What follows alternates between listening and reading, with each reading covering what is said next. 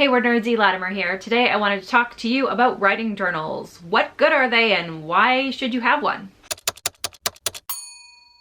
So to start off, I'm going to give you 3 reasons that you should have a writing journal. Number 1 is that it's a sanity saver, not just for you, but for your friends and family. Sometimes when you're going through the ups and downs of publishing or writing, it's great to have family or friends to talk to. But you don't want to drive them nuts agonizing about the same thing over and over, because usually if you're querying or publishing or self-publishing, the problem that you're having doesn't go away fast. It's usually a slow, agonizing process, and so you end up kind of complaining about the same thing over and over. And that's where your writing journal comes in. Think of it as a conversation with yourself, where you can vent or celebrate or brainstorm a problem you're having. Number 2 is that this can also be a great history lesson, specifically your history. When you're writing or publishing for a really long time, it can be easy to get lost in the triumphs and struggles that you are currently going through and forget what you've already been through to get where you are now. So I've kept a writing journal at literally every stage in my writing career,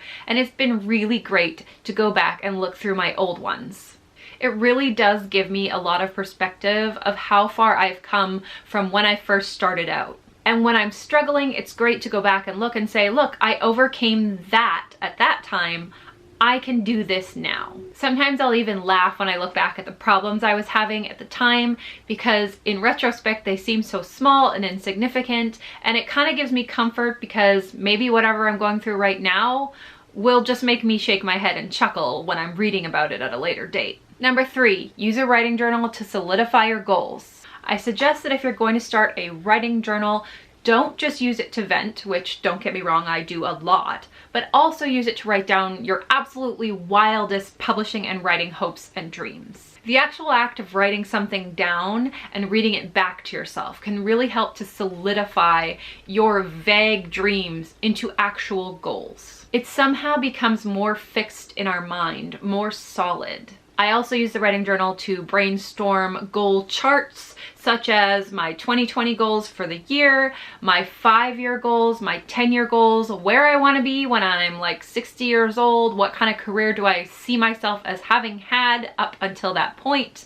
All kinds of stuff like that. It's really good to think about and brainstorm and come up with some solid steps that you can take to reach where you want to go. A lot of time in this career, there's so many different roads you can take, so many different options, and it's hard to know which way to go if you don't have a set of solid goals in mind. And a writing journal can really help with that. So where do you find a writing journal, and what kind of journal should you pick out? This is the one I use. It's a thin cover and a very cool binding on the back. And it's very aesthetically pleasing to me and very shiny. And the inside is just really appealing to me. I really like the space of the lines. I'm very fussy. If the lines inside are too big or too small, I get fussy and I don't want to use it.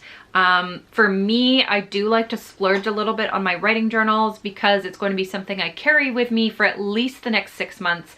And I'm not exaggerating, I do carry it with me everywhere I go, so I do make sure I have a small enough writing journal to fit in my backpack or my purse. And I suggest doing the same because it can be really great if you're even having like a frustrated moment while you're dropping your kid off somewhere, you're in the car and you're frustrated with something, you can just get this out and just start ranting. Or if you have an idea, you've got a great story idea, you're out somewhere at a coffee shop or whatever, you've got your book to write it in. I do that all the time. I don't carry a bunch of notebooks with me. I do have a phone. I know I have the Notes app, but it's just not the same as brainstorming something or writing like something out in a rush on paper. I really, really love having my writing journal on hand to do that whenever I need to. And like I said, I do suggest spending, at least for me, I personally spend a little bit more money on like a really good quality book because it needs to be durable. It needs to not fall apart in my bag when I'm hauling it all over the place. And plus, I just really like it to be visually appealing. You can see the really cool binding on this one. This one's from Indigo Books. I just really like it to be pretty because this is something I want to pick up, if that makes sense. And with pens, I'm just really addicted to ballpoint pens, so I'll just kind of grab whatever I think writes smoothly. These are my last 2 notebooks. They're literally the same. I have notebooks that I'm addicted to. Those are from Indigo Books as well. Obviously, this is where I get most of my writing journals because they're just the right size. And same was the other one. They're like a little bit bigger.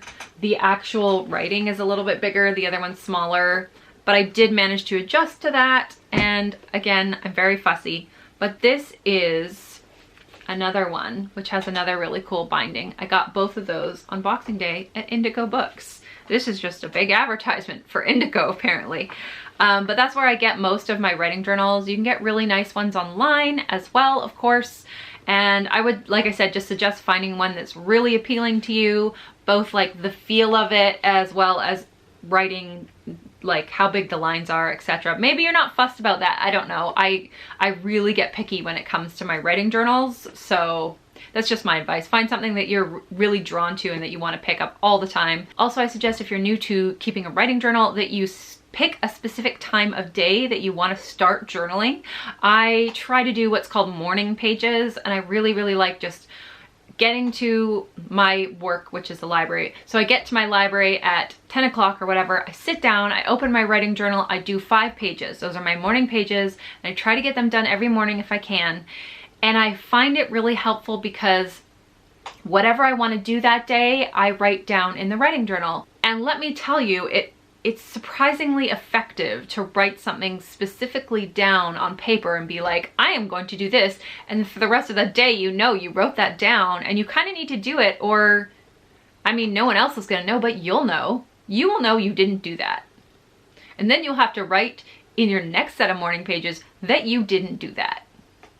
So yeah, I find that it really works for me. It's weird to keep yourself accountable, but I find that morning pages does that. But if you can't do it in the morning, literally any time works. If you just set aside 10 minutes during lunch or before you go to bed, it can be a really great practice. It's almost like meditating a little bit, if you will, just before bed. It can be very relaxing. So whatever time works for you to carve out of your schedule, I highly suggest keeping a writing journal and sticking to it as much as possible. Once you've got into this super major habit of it, like me, I don't do it daily all the time anymore, but I just know I'm going to keep coming back to it, so it's not an issue of it being a habit or not anymore. What about you guys? Do you keep a writing journal? And if so, let me know what your experience with it has been. Or if you're interested in starting one, let me know. I'd love to know that as well. Don't forget, 7:30 Eastern Standard Time, the WordNerds have our live chats on Sundays, and we would love to see you there. Thanks for watching, and I'll see you next week.